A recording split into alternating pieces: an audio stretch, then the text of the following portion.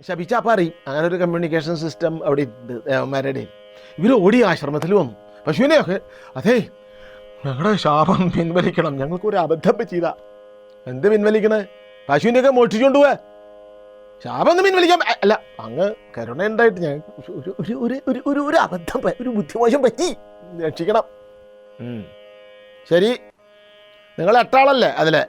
ഈ ദ്യോവല്ലേ ആ പശുവിനെ മോഷ്ടിക്കാൻ നേതൃത്വം കൊടുത്തവൻ്റെ ഭാര്യയുടെ വാക്ക് കേട്ടിട്ട്? അതെ, അവനെ ഒഴിച്ച് ബാക്കി 7 പേര് 1 കൊല്ലം കഴിയുമ്പോൾ ഭൂമിയിൽ നിന്ന് ശാപമോക്ഷം നേടി പോരും. 1 കൊല്ലം ഭൂമിയിൽ ജീവിച്ചാൽ മതി, ഞാൻ ഇങ്ങോട്ട് പോരാ. അവൻ ഉണ്ടല്ലോ ഈ ദ്യോവ്, അവൻ്റെ ഭാര്യയുടെ വാക്ക് കേട്ടിട്ട് എൻ്റെ പശുവിനെ മോഷ്ടിച്ചു. അവൻ അനവധി കാലം ഭൂമിയിൽ ജീവിക്കണം. അവൻ സർവശാസ്ത്ര പണ്ഡിതനാവും, അവൻ സർവാസ്ത്ര പണ്ഡിതനാവും, അവന് എല്ലാ വിദ്യകളും വശാവും. പക്ഷെ ഒരു കുഴപ്പമുണ്ട്, അവൻ ഭാര്യയുടെ വാക്ക് കേട്ടിട്ടാണ് എൻ്റെ പശുവിനെ മോഷ്ടിച്ചത്. അപ്പോൾ അവൻ ഭൂമിയിൽ അവിവാഹിതനായി ജീവിക്കേണ്ടി വരും. അവന് ഭാര്യ സുഖം ഉണ്ടാവില്ല ദ്യോവിന്.